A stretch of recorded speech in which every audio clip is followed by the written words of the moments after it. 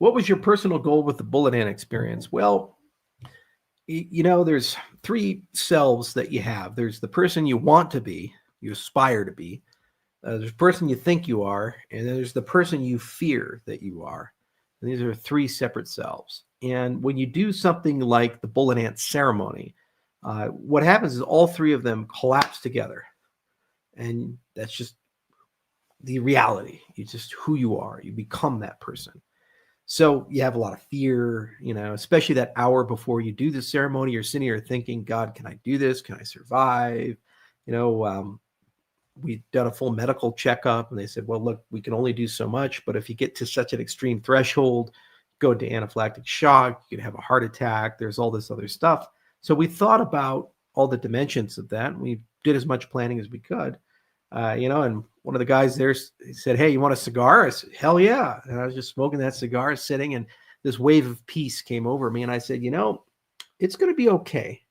It's going to be okay. We're moving in the right direction. No matter what happens, if I collapse, if I am stoic and I look good, or I just am a weenie, there's some honesty in all of that. And you really get to know who you actually are.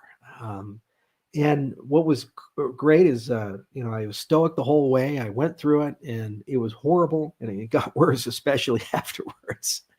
But, we got through the whole thing. And the very next day we're spearfishing and, doing night paddles and running through the jungle, sleeping in the jungle, all this type of stuff.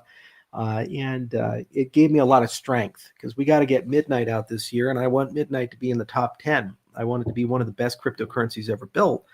And I think it adds a lot of value to our ecosystem.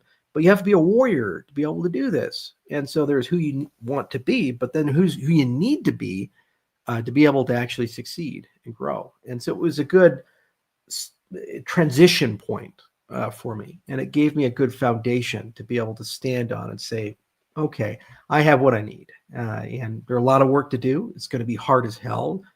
Waking up really early, going to bed really late at night, a ton of travel, ton of meetings, a lot of workshops, a lot of engineering, a lot of partnerships, a lot of negotiations.